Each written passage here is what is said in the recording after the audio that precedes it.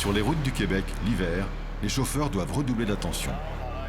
Carl Deschâtelet est remorqueur de poids lourds à Rouyn-Noranda.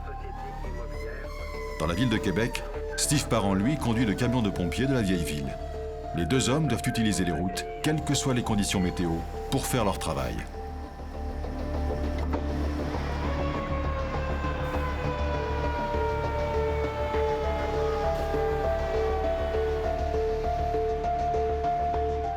Ils font tous les deux un métier lié à l'urgence. Peu importe l'épaisseur de neige, ils doivent passer.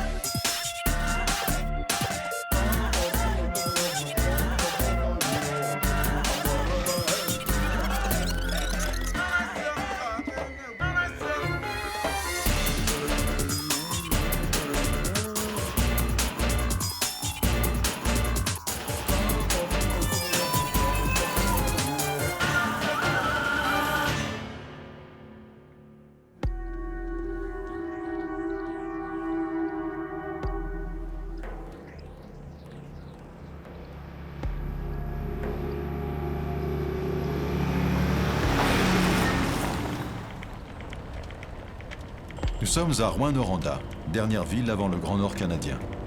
C'est ici qu'est basé Carl, le remorqueur de poids lourds. Il s'occupe de dépanner les camions immobilisés dans les lieux les plus reculés du Québec, à toute heure et malgré les conditions climatiques.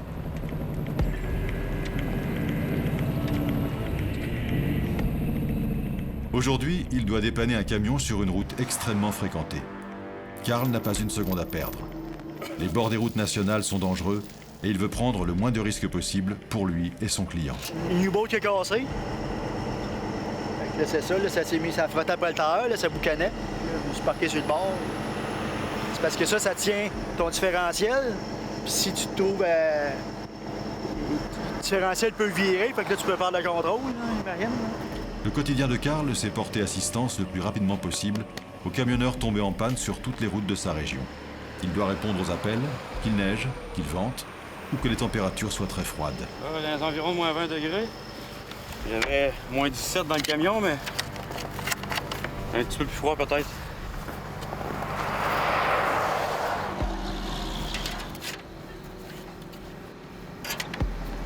Carl prépare son remorquage en moins de 20 minutes et se met vite en sécurité. Les travailleurs de la route sont particulièrement exposés aux accidents. Au Québec, depuis le début de l'année, 3 personnes déjà y ont laissé leur vie. On travaille dans des conditions assez périlleuses parfois. La température, un paquet de facteurs qui influent. Les voitures qui circulent assez rapidement. L'espace restreint dans les accotements, parfois, on est obligé de travailler directement sur l'asphalte. Les automobilistes font pas attention. On n'est pas assez gros ou pas assez visible encore.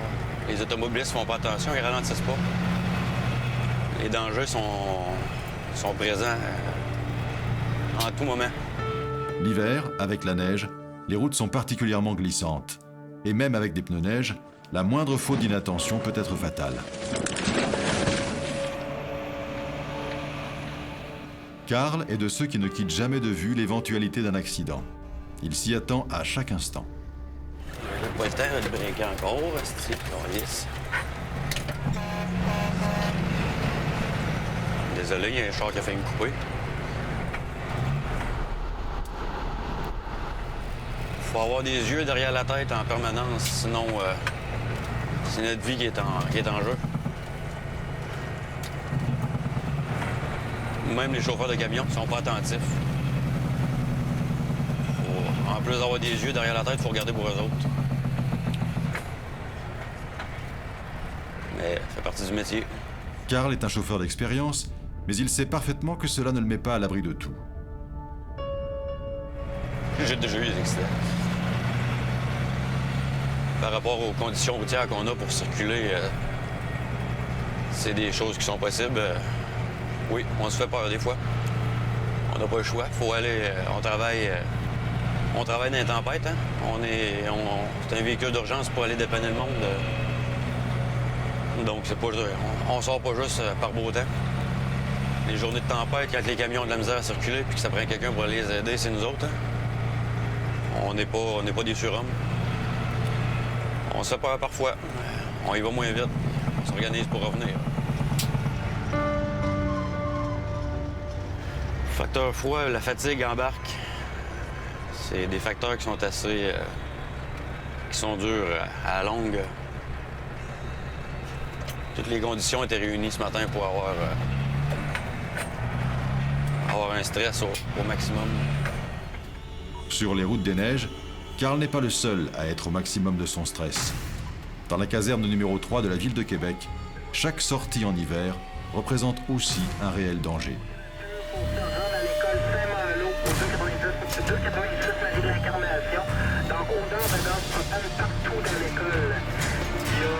Un des professeurs qui avait un malaise, donc on a fait approcher une ambulance. Il y a environ 200 élèves dans cette école-là. J'ai fait envoyer les policiers aussi pour aider à l'évacuation. Monsieur, est-ce qu'on modifie ça ensuite intérieur ou... Steve est appelé d'urgence pour intervenir dans une école primaire à quelques minutes seulement de la caserne de pompiers.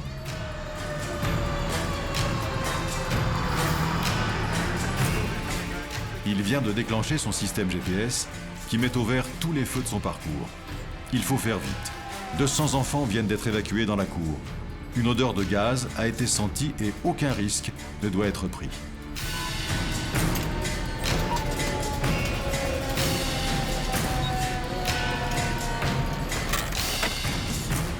À peine sorti de son camion, Steve s'active à faire ses premières mises en place. Là, présentement, ça va être de préparer mon camion, justement, pour être capable que si jamais ils me disent qu'ils ont besoin d'eau, on va être capable d'opérer le plus rapidement possible.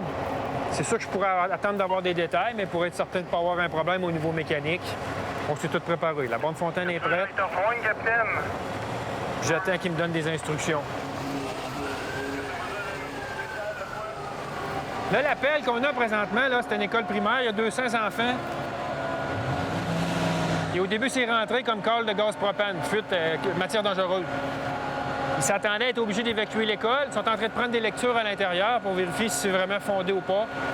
Là, c'est pour ça qu'on a des policiers avec nous autres pour nous aider à évacuer ces 200 enfants-là. Steve ne s'éloigne jamais très loin de son camion. Il suit de près, par radio, tout le déroulement de l'intervention pour être prêt si l'incendie se déclare. La tension est palpable sur les lieux. Le camion qui est en arrière, c'est le camion Hazmat, le camion pour les matières dangereuses, qui, eux, sont en train d'approfondir un petit peu leur recherche avec des appareils à l'intérieur. Chaque pompier a un rôle bien déterminé à remplir si la situation dégénère. Steve aussi se tient prêt. Son rôle est primordial. Moi, ma job, c'est de moins avoir de problèmes possible puis de livrer l'eau le plus vite possible à l'intérieur. Eux, en dedans, ils n'ont pas à savoir si j'ai un problème mécanique ou un problème de pompe. Il faut que je me démerde. Puis c'est go. Quand ils vont me dire « envoie l'eau », il faut que ça soit parti. Mais à l'intérieur de l'école, les pompiers ne détectent rien d'anormal. Ils cherchent maintenant à l'extérieur pour identifier avec certitude la provenance de l'odeur. Vois-tu, il y a un restaurant à côté, c'est peut-être une odeur de propane. L'odeur vient peut-être de ce restaurant juste à côté. Les pompiers utilisent les détecteurs pour trouver s'il y a une fuite de gaz. C'est négatif, il n'y a rien. Et on cherchait peut-être une installation d'huile ou de chauffage, il n'y a absolument rien. Finalement, ce n'est pas une odeur de gaz, alors on recherche tout type d'odeur qui pourrait y ressembler. L'odeur de patates frites, là, on n'a rien ici à l'extérieur. Vois-tu, là, ils pensent qu'il y aurait peut-être une odeur de cuisine. Il y a des restaurants dans le coin, c'est peut-être ça, là. Les pompiers sont maintenant sûrs que l'odeur ne vient pas de l'école primaire et très vite, l'un d'entre eux va découvrir le mystère. Ça vient de l'extérieur, là, puis c'est la rue Sainte-Thérèse, là. Moi, d'après moi, ça sent le caoutchouc de l'usine Goodyear. Ouais, ça serait fort probable, là, parce que c'est vraiment pas. OK. C'est quoi, Daniel? Il y a une usine de transformation de caoutchouc, juste ici au bout de la rue, là-bas. Puis le vent est dans cette direction-là, puis peut-être qu'ils sont en train d'en transformer, puis ça fait que l'odeur revient jusqu'ici. Tu fais ça de même. Fais ça. On est reparti. Fin de l'intervention. Steve est rassuré. Les enfants sont hors de danger. Ils peuvent rentrer à la caserne.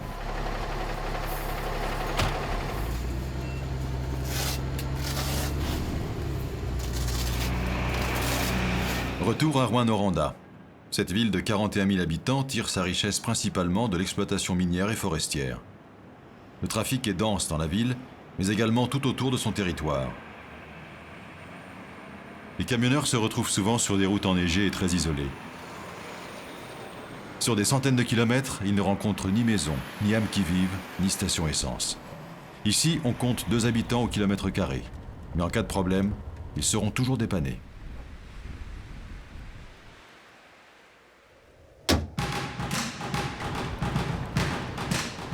Nous retrouvons Karl. Il vient d'être appelé sur un gros accident de la circulation.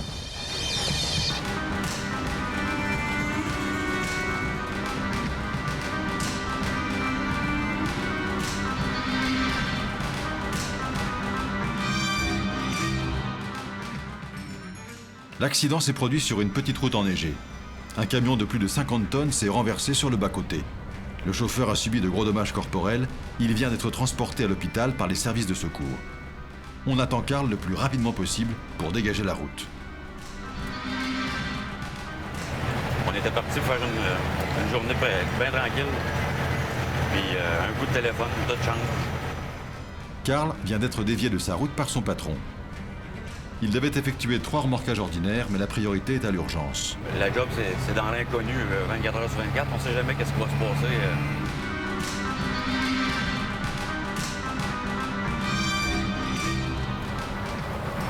Non, ça a l'air que dans le 7 et 8 à la Morandière, ça a l'air qu'il y en a un qui est sur le top dans le fossé. Je sais pas trop là. J'ai pas eu d'informations. La SQ nous a appelé tout à l'heure pour ça. Dans le 7 et 8, c'est le petit pont couvert. Fait que ça doit être soit un voyage, un trailer de bio, ben non, un cultivateur. On va savoir. On va voir, ça sera pas bien long.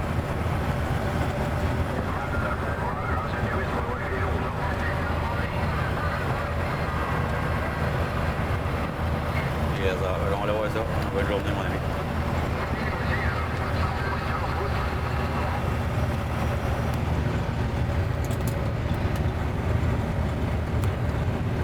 On va avec l'autre train après.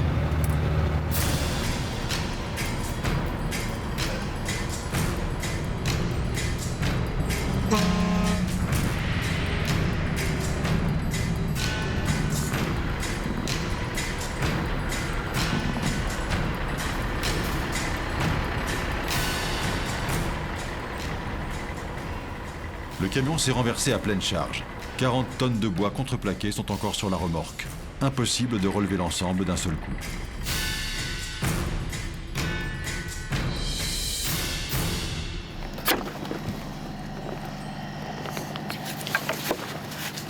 Là, j'enlève les toiles, je démanche les élastiques pour les toiles. Après ça, je coupe les straps, les grosses straps, pour que mec qui relève, que le bois reste là. Fait que le camion va se relever quasiment tout seul. Après, on va s'occuper à faire récupérer le bois. Même sans chargement, le camion ne va pas être facile à relever. Le casse-tête commence pour Karl. Le chemin est pas assez large. Je suis pas capable de travailler à côté. Je suis pas capable de le tirer. Faut que je me positionne pour tirer ma charge par ici, mais en mettant le truck là-bas. Donc, c'est là la logistique embarque à savoir comment est-ce que je le place. C'est qu'un towing comme ça tire franc par en arrière. Ça tire pas de côté. J'ai pas un équipement fait pour tirer, pour remorquer de côté. Ça tire juste en ligne droite en arrière. Puis comme c'est là la charge, il faut qu'elle vienne par ici. Le towing n'est pas sur le même sens parce que le chemin n'est pas assez large, on n'a pas de place. On essaie de trouver la limite du chemin pour être sûr de ne pas parquer, pas aller chercher le maximum de largeur que j'ai de besoin. Regarde, on voit le terrain. Fait qu'on est solide jusqu'ici. Si on veut pas se coucher, nous autres aussi. Karl doit trouver les meilleurs points de traction et placer son camion le plus en ligne possible sans jamais tomber dans le fossé. Un vrai travail de précision.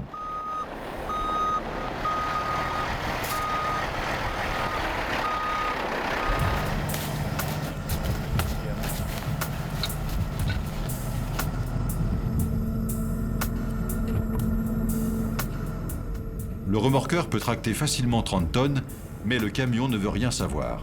Il ne bouge pas d'1 centimètre. Le treuil de Carl tracte encore trop de côté. Le truck, il veut rien savoir là-bas, hein? Je pensais faire tomber mon truck, ça va marcher.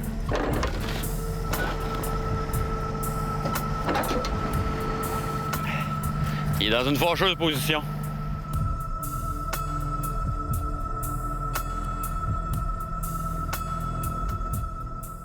Carl va devoir changer de stratégie et tracter en 2 temps. Il doit faire demi-tour et s'attaquer à la partie la plus légère du camion, la remorque.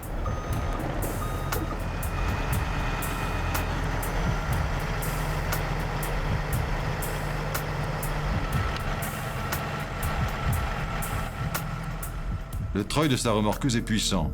Avec de tels tonnages tractés, Carl n'est jamais à l'abri d'un dérapage.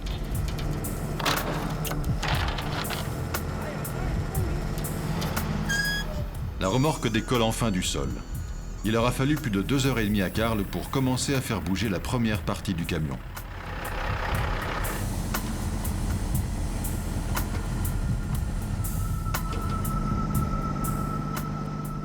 Il faut maintenant aligner l'ensemble du camion sur la route et le redresser. Le travail de Carl est loin d'être fini.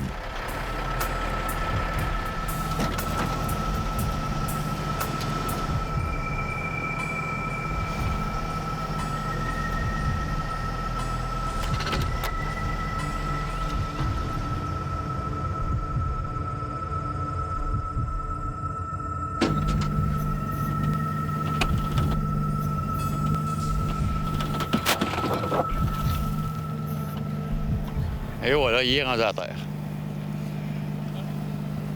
Allez, t'es satisfait là? Ouais, mais ça a été pas mal plus long que prévu. Voilà près de 3 heures que Carl redresse le camion. Il va lui en falloir autant maintenant pour le remorquage. Le camion s'en va dans notre garage à Amos. Puis le trailer, après ça, il faut que je revienne chercher de la remorque aussi. Il va falloir que je fasse 2 voyages ici pour venir chercher les morceaux. Légalement, j'ai pas le droit de faire les 2 morceaux ensemble. Carl va devoir faire 2 allers-retours pour finir son dépannage. Le garage se trouve à 1 heure de route. Il en a donc encore pour 4 heures minimum. C'est pas bien long, vous allez voir.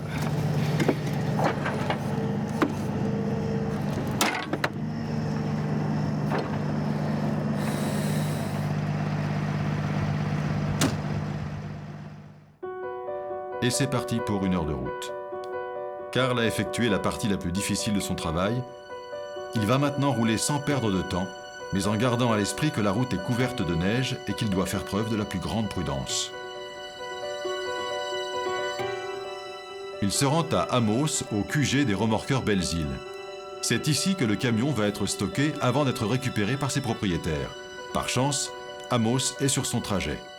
Ça va lui faire gagner 1 heure de temps.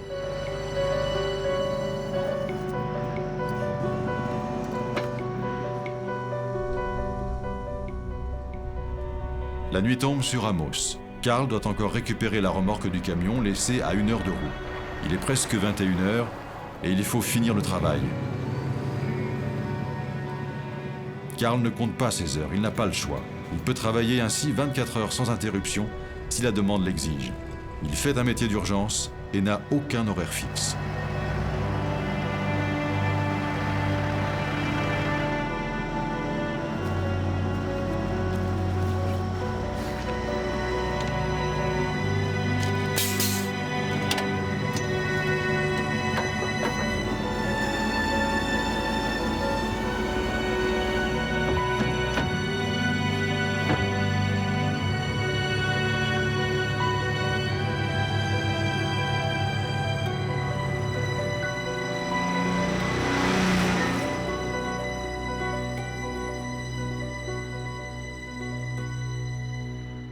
Pendant que Carl va finir sa nuit très tard, Steve, à Québec, commence sa journée très tôt.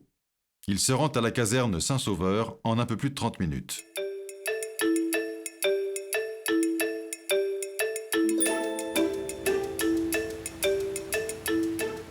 La ville de Québec se réveille doucement et il faut pouvoir être prêt avant qu'elle ne soit en pleine effervescence. Salut Stéphane. Salut. La température a changé, hein? Ouais.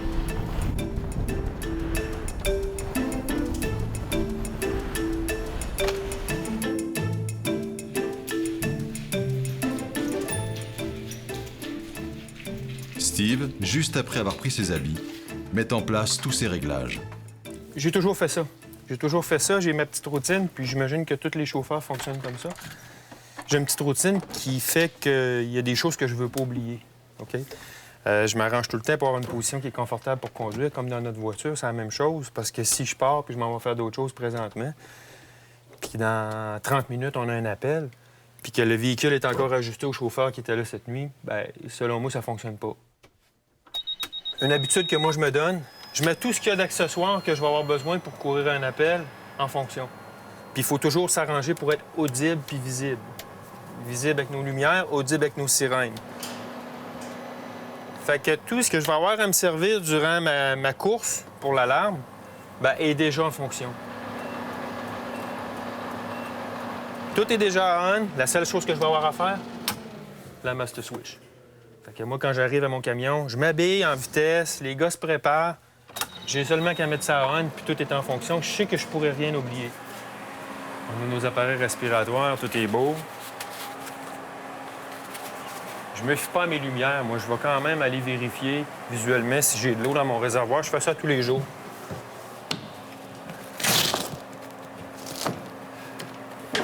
Ce camion-là a 500 gallons d'eau. C'est un très, très gros réservoir. Ma job, c'est d'être prêt, puis à mon niveau, à moi, c'est que tout fonctionne sur ce camion-là. C'est pour ça que le matin, c'est un petit peu plus long pour moi de monter en haut, d'aller rejoindre la gang, parce qu'il y a des choses que je trouve qui sont importantes d'être certain pour pas me faire prendre, justement. Une petite vérification visuelle de mon camion. Hein? C'est certain qu'à tous les matins, je fais ça pour savoir qu'il n'y a pas d'anomalie majeure. Je prends le temps, ça prend 30 secondes. Nettoyer ma caméra de recul, étant donné que moi, je conduis beaucoup avec ça. Petite vérification de mes lumières.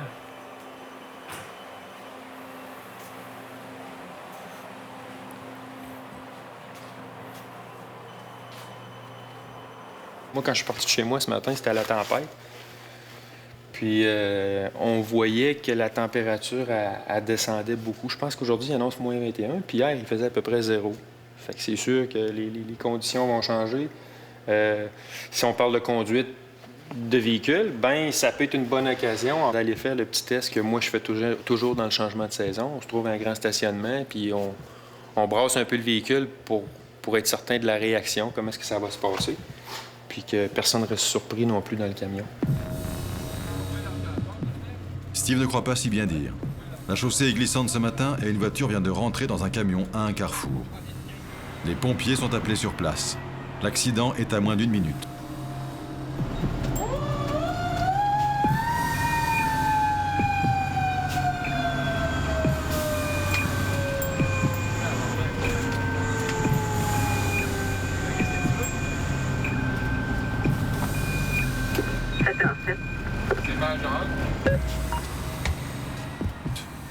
Le conducteur vient d'être évacué par les ambulanciers.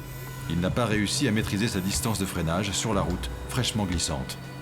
Le klaxon est bloqué et c'est à l'équipe des pompiers de l'arrêter.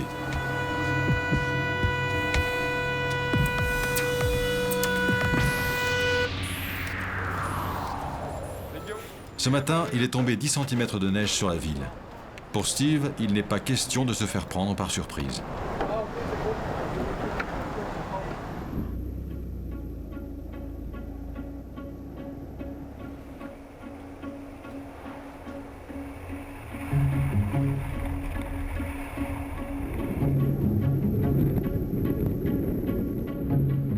On est rendu dans un parc industriel où il n'y a pas de trafic. On s'est choisi un grand stationnement.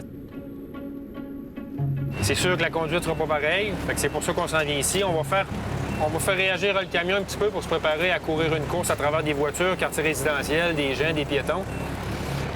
Une coupe d'accélération, une coupe de freinage brusque, une coupe de dérapage. Ça va un petit peu nous remettre dedans pour si on a des appels à courir tout à l'heure dans des conditions glissantes comme ça. On fait pas le saut, on va faire des manœuvres un petit peu plus brusques. En toute sécurité, Steve va vérifier comment réagit son camion pour pouvoir anticiper et éviter tout accident pendant les appels d'urgence. Premier test, la distance de freinage sur route enneigée. C'est quand même une bonne distance. Grâce à leur poids, les camions ont beaucoup plus d'adhérence sur route enneigée que les voitures. Mais pour Steve, la distance est encore trop longue. Tout se comporte différemment. Ça glisse, ça accélère par coup, ça freine mal. Regarde, vois-tu, là, j'ai complètement perdu mon devant, là. Fait que j'ai même pas été capable de faire de changement de direction. On va faire un dérapage pour voir comment est-ce que le camion va réagir.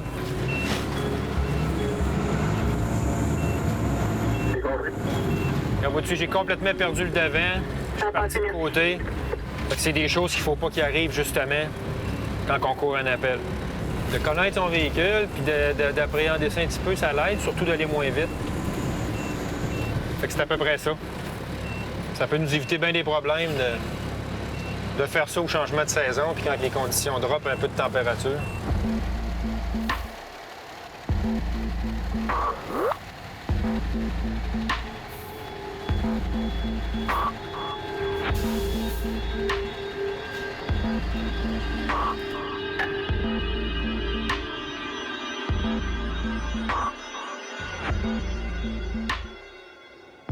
Nous retrouvons Carl sur le parking d'une station-service.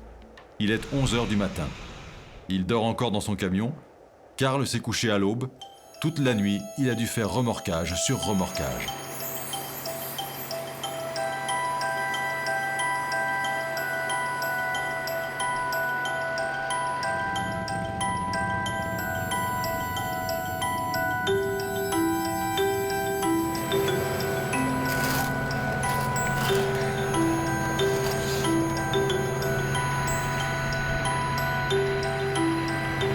Encore une nuit qui avait été comme très courte. Il a profité aujourd'hui. Pas eu d'appel. Il est rendu 4 h l'après-midi.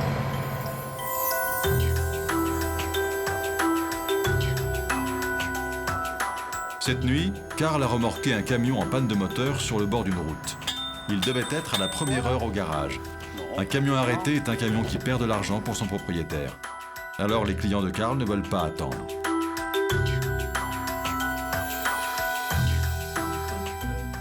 Ensuite, il s'est occupé d'une déneigeuse.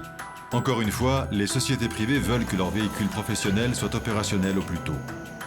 Alors Carl a travaillé toute la nuit et s'est couché à 8 h du matin. Je m'en vais déjeuner, manger un bon lunch. Après ça, on va aller fueler le camion parce qu'il est vide. Ensuite, stationner sur le garage en espérant avoir une partie de la soirée pour relaxer, prendre ça tranquille un peu plus.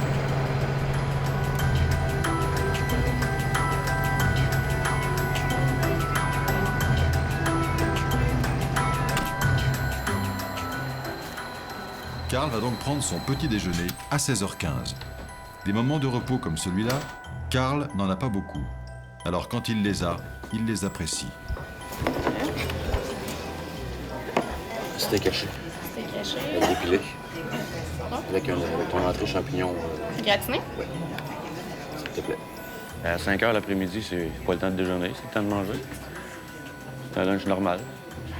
Si j'aurais fini à 7 h le matin, j'aurais déjeuné. Après ça, j'aurais été me coucher. Quand je me couche le matin ou le soir, c'est l'heure du souper, je soupe. C'est l'heure de déjeuner, je déjeune. Ouais, ma vie, c'est la route. On vit avec. Avec les heures qu'on travaille, les heures qu'on travaille pas. Carl s'accommode très bien de ses heures de travail. Il peut travailler 48 heures sans interruption, comme être en attente pendant 3 jours. Toujours prêt à rouler, à se rendre n'importe où, sa vie, c'est son camion. J'aurais dû mettre mon manteau. Il y a environ de 500 litres de chaque côté que je peux rentrer dedans. Le maximum que j'y ai rentré, lui, venait à date 970 litres. Avec l'autonomie que j'ai, je devrais pas en manquer jamais. Si j'en manque, c'est parce que j'ai pas regardé mes affaires comme il faut.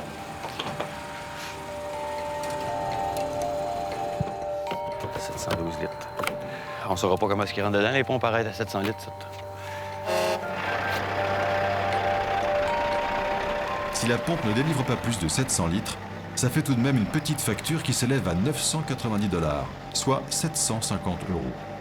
Mais l'autonomie est de 3500 km.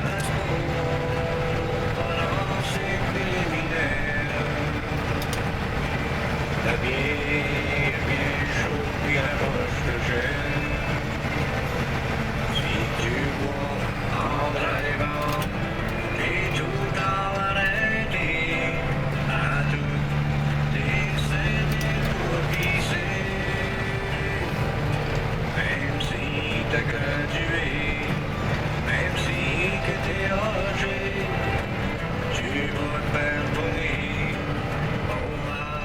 Retour au garage pour Karl. Il a enfin le temps de nettoyer son camion. Normalement, il le fait tous les jours. C'est indispensable pour enlever le sel. C'est indispensable pour la longévité du camion. C'est un camion 2005 qui a été vendu à l'origine pour le transport de bois longueur. Nous autres, on l'a acheté il fait 3 ans. Il y avait déjà 700 000 km. On l'a modifié pour mettre notre équipement après. Il y a environ 200-250 000 km de fait avec. Je suis passé les 915 000 km environ. D'ici Noël, j'envisage le million. Et pour atteindre le million de kilomètres, Karl ne lésine pas sur ses heures supplémentaires. Dès qu'il a un moment, il bichonne son joyau. Il va même jusqu'à payer de sa poche des accessoires chromés ou lumineux. Il entretient continuellement le moteur et la carrosserie. C'est ma maîtresse. Mes chums, ils rient de moi. Au garage, ils rient de moi parce que je l'appelle ma maîtresse. Ça fait des années. Depuis que j'ai ce camion-là que je l'appelle ma maîtresse, puis il trouve ça drôle. Ouais. Une passion. Ça s'entretient, ça a l'air.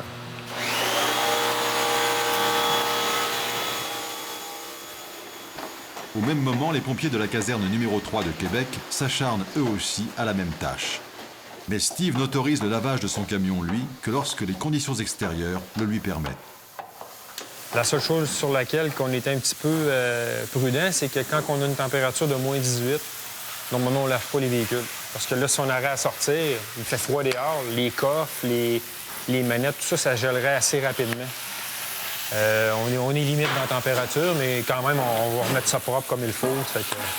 Ça, c'est quelque chose que tout le monde fait. C'est une tâche qui est commune, donc tout le monde embarque, on fait ça, on placote. Ça appartient aux citoyens, c'est payé avec la contribution des citoyens, ça appartient à la ville.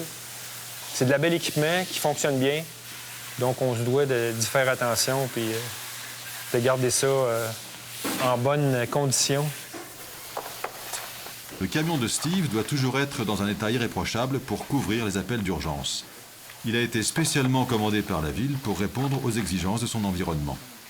C'est des camions qui vont être fabriqués selon les exigences précises d'une municipalité. C'est fait par une compagnie Maximétal, une compagnie qui est québécoise, puis qui connaît justement les critères qu'on a besoin à cause du froid et ces choses-là. Ces choses-là, ce sont aussi les routes de la ville. Québec est l'une des plus anciennes d'Amérique du Nord, et ces camions d'urgence doivent pouvoir s'adapter à son environnement.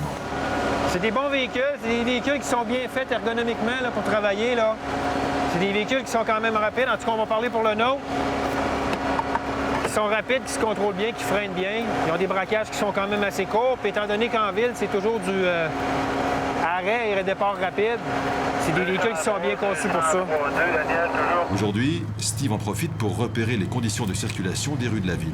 C'est important pour lui de connaître tous les pièges qui pourraient coincer son véhicule. 80 % de la course, le stress, c'est de savoir exactement où est-ce que je vais. Puis moi, ma job, c'est ça. Je suis payé pour amener les gars à la bonne place, rapidement, puis d'essayer de grâce de ne pas me tromper. Là, c'est beau, les rues sont claires, mais mettons qu'il y aurait eu une tempête de neige, toutes les voitures que tu vois seraient 3-4 pieds plus à l'intérieur des rues. Fait que là, ça rendrait une problématique supplémentaire pour les chauffeurs de camions incendiés. On regarde ça, c'est serré, bon, faut pas juste penser au bâtiment, il y a les fils électriques, mon camion est haut, il y a un paquet de véhicules qui sont souvent parqués dans des zones de feu. Bien, il faut fonctionner quand même avec ça. Les camions du centre-ville, comme le nôtre, sont tellement appelés à aller dans des endroits serrés que même les pare-chocs sont plus minces. Autrement dit, pour minimiser l'excédage du véhicule, puis d'être capable de travailler avec les distances que j'ai vraiment à composer avec. Si on regarde, on est rendu quasiment dans les maisons. Là. La ville de Québec est l'une des villes où les rues sont les plus étroites au Canada. Les camions de pompiers ont dû y être tout spécialement adaptés. Si tu regardes là-bas, regarde, ça en est une problématique. Là. On a un auto qui est à gauche, puis on a un gros poteau de métal qui est à droite.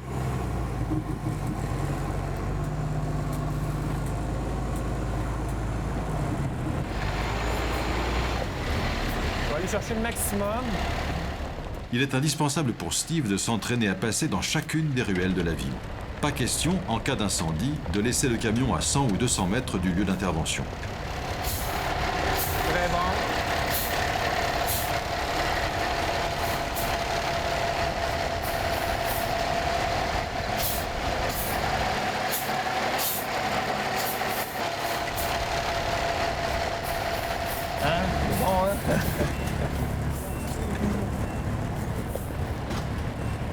Fait qu'un bon chauffeur, je pense que c'est pas nécessairement d'y aller rapidement, mais d'être certain de ne pas risquer.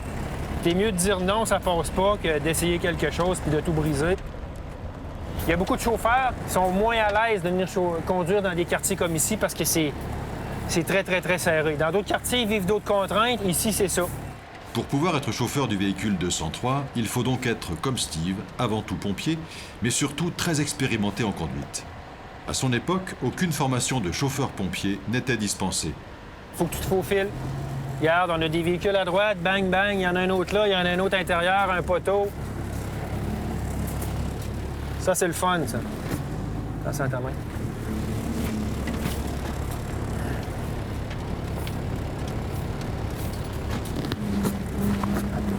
Là, on n'est pas en course, mais si on serait sur un appel, bien, c'est toutes des choses que... Moi, ma job, c'est de rester calme puis quand même être capable d'être en contrôle de la situation de même pour pas commencer à aller trop vite. Bang, on accroche, on n'est pas capable de se rendre sur l'appel. Steve garde tout son sang-froid pour zigzaguer entre les véhicules et utilise au mieux tous les équipements du camion pour manœuvrer.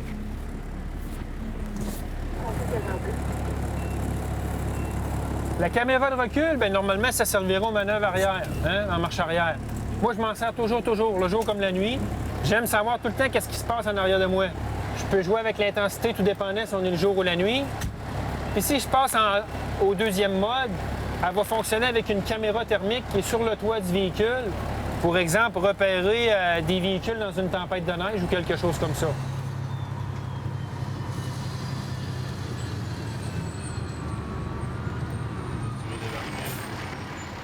Retour à la caserne Saint-Sauveur. L'ensemble des ruelles de la basse ville a été repéré. Il est temps pour Steve et son équipe de regagner la base et de prendre un peu de repos, car ils vont en avoir besoin.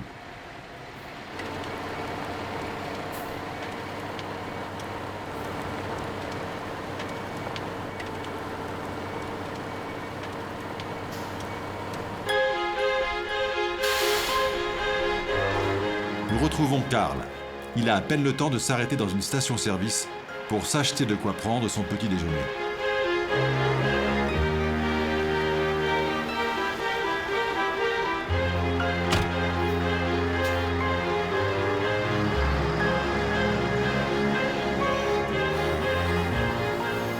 Ce matin, un livreur de gaz s'est mis dans un fossé et il est complètement bloqué.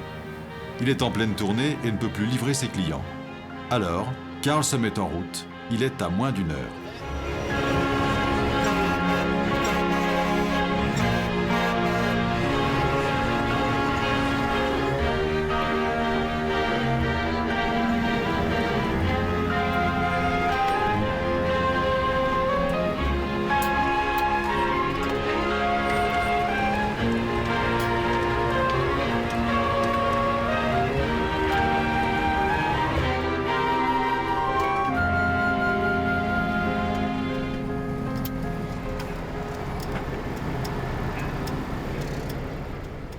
Après une grosse heure de route, Carl trouve enfin le bon endroit où le chauffeur l'attend. Ah, ça a soigné, ça a mordu un peu, après ça j'ai essayé de le ramener, puis ça voulait pas, là. Ça a lissé, fait que... J'avais rien à faire. Impossible de bouger, là? Non, fait que là, tu bouges plus dans ce temps-là, puis t'attends le towing, pour pas te soigner plus, puis... Ah, ciao! Le chauffeur a eu le bon réflexe de ne pas insister. Il aurait pu se renverser complètement. Ils ont déjà servi à ça, en tout cas. Hein? Ils ont déjà servi à ça, en tout cas. Ouais.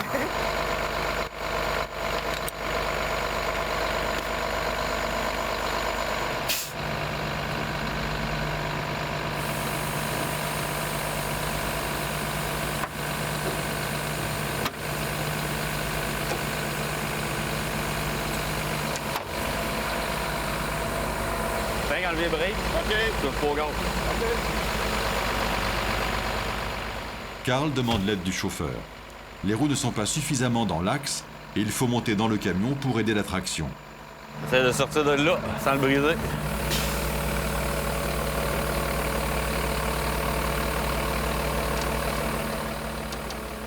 Le camion est maintenant parfaitement placé pour permettre à Carl d'utiliser son treuil à pleine puissance. Il va, en quelques minutes, dégager le camion qui n'a apparemment pas de dommages. Le chauffeur est très content. On va retourner travailler à cette heure.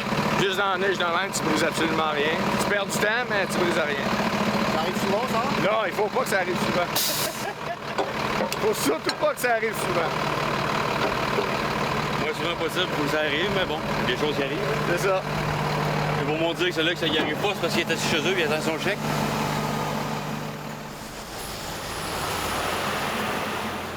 Carl, grâce à son intervention rapide, a permis au chauffeur de ne pas perdre sa journée. Le chauffeur exprime son contentement à Carl, chose qui n'arrive pas si souvent.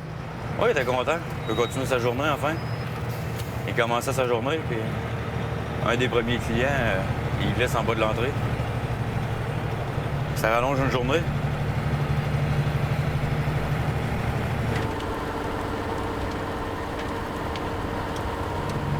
Je suis content quand mon client est heureux, là, mais s'il n'aurait pas été heureux, ça n'aurait pas changé grand-chose pour moi. C'est ma job. Puis des fois, j'arrive et le client, il me crie après, quasiment en arrivant. Regarde, c'est pas moi qui t'ai mis dans cette position-là. Qu'il soit super heureux ou non, c'est sûr, c'est le fun quand on se fait dire merci et qu'on fait une belle job. Mais bon, quand il n'y en a pas, ça fait partie de la game, ça fait partie du métier. Pendant que Carl finit sa journée, Steve, lui, commence sa garde de nuit.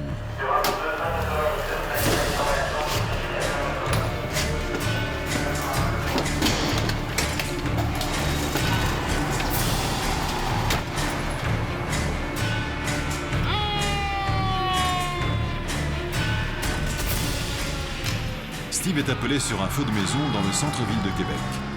Le feu s'est propagé, il n'y a pas une minute à perdre. C'est grâce à toute la préparation qu'il a effectuée en amont sur son camion, grâce au repérage et grâce à la prise en main sur route enneigée, que machinalement, il emmène en un minimum de temps toute son équipe sur le lieu d'intervention.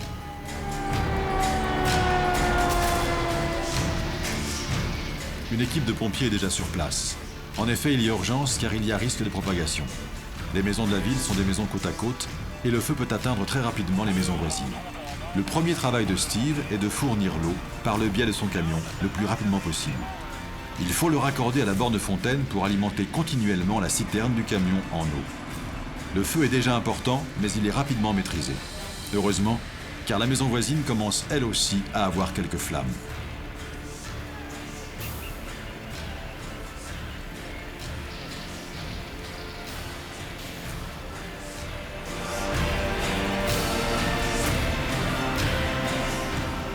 La fin de l'alerte va vite être donnée, mais déjà les rues sont immergées. L'eau se transforme rapidement en glace à cause de la température très basse.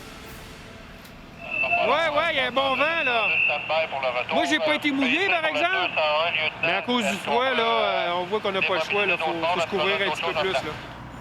Mais le froid, Steve et son équipe y sont habitués. L'hiver, c'est leur quotidien. Ils referment les bornes fontaines qui sont spécialement conçues pour ne jamais geler, même par grand froid. Dans son camion, l'eau ne gèle pas non plus. En effet, l'eau alimente en permanence le camion pendant les incendies et ce flux continu l'empêche de stagner et donc de geler.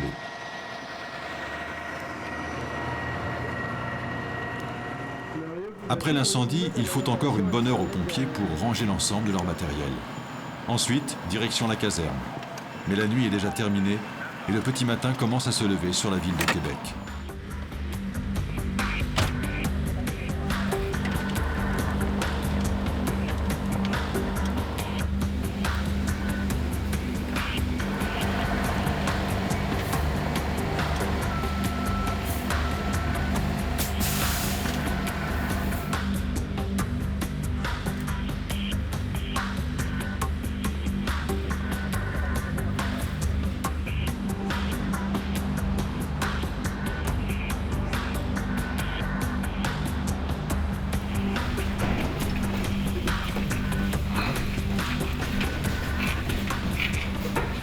C'est la fin du chiffre. On va passer le flambeau au chauffeur de jour, à Gaétan.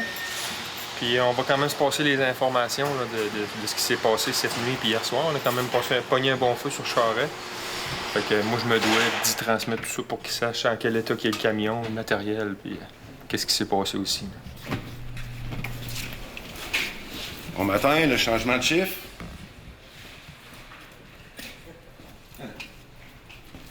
Tous les matins, nous, c'est là que le changement de chiffre se fait. Donc, le gars de nuit quitte et moi, j'entre de jour pour faire le transfert. Là, je vais parler à l'opérateur pour qu'il puisse me dire tout ce qui s'est passé au cours de la nuit et pour pouvoir faire le transfert adéquat pour les équipements, puis ce qui manque, ce qui est brisé et les particularités du camion. Fait que là, ce qui s'est passé hier, on a eu un feu dans l'est.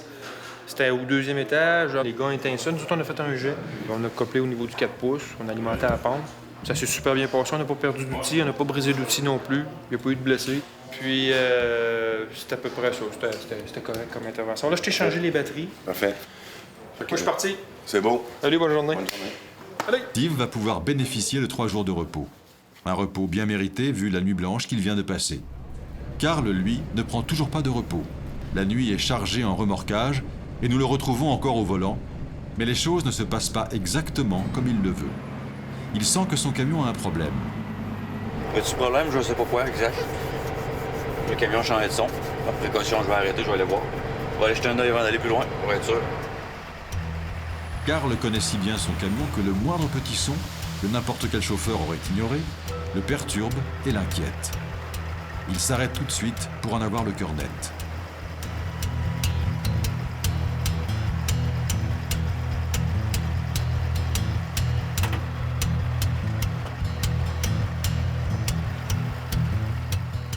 Avec tout le trafic de la route juste à côté, il a du mal à trouver d'où vient le bruit.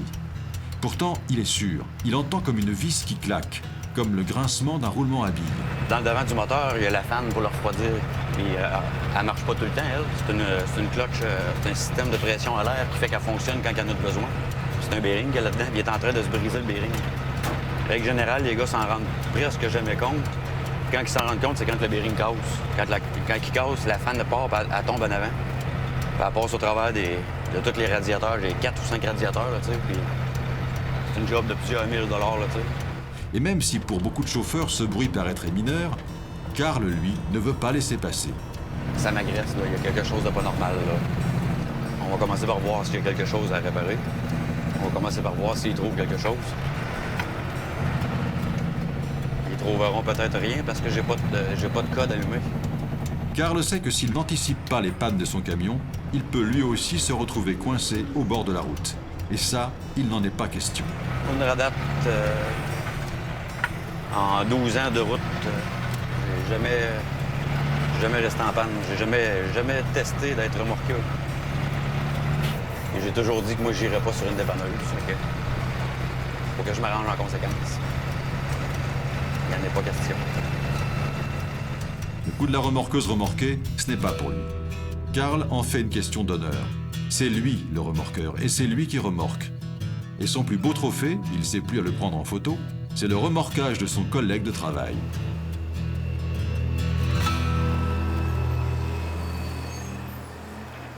Et c'est parce qu'il est prévoyant que Carl n'est jamais tombé en panne.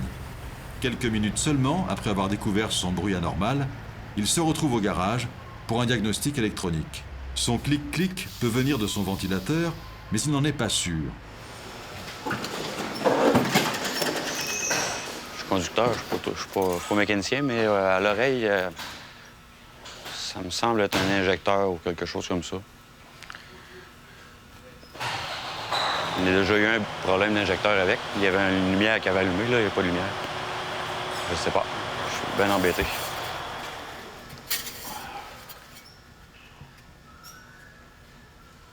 On n'a pas de problème. Il n'est pas là, le problème. C'est mon chouchou. C'est ma maîtresse, en gros. Autant que je passe avec. Carl est bien embêté, car pour lui, son camion est bien plus qu'un outil de travail. Carl va devoir attendre le verdict du mécanicien. C'est lui qui va lui dire si oui ou non c'est grave. Si oui ou non, il doit repartir ce soir, seul ou avec son camion. Tu l'as entendu?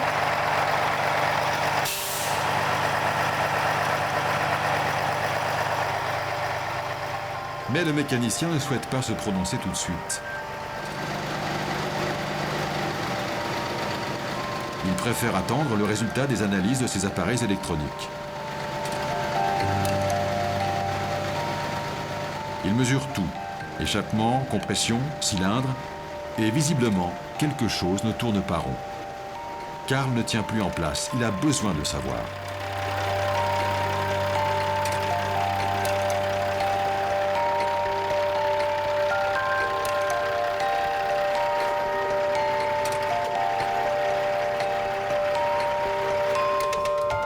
Mais le mécanicien ne sera pas capable de lui dire ce qu'a son camion. Il n'a pas les appareils électroniques originaux de la marque qui peuvent lui permettre de détecter en profondeur le problème de Karl. Mais heureusement, quelques jours plus tard, Karl se fera confirmer par le constructeur que grâce à son oreille, il a évité une panne majeure. Une panne qui aurait pu lui coûter son moteur. Un moteur à 40 000 $. Karl est un remorqueur et ce n'est pas encore aujourd'hui qu'il se fera remorquer. Et ça, même si les routes sont recouvertes de neige. Steve et Karl sont des chauffeurs de camions pas comme les autres. La neige fait partie de leur vie et ils la maîtrisent. Mais ils savent aussi bien, l'un que l'autre, qu'il ne faut pourtant jamais baisser sa garde pour durer sur les routes des neiges.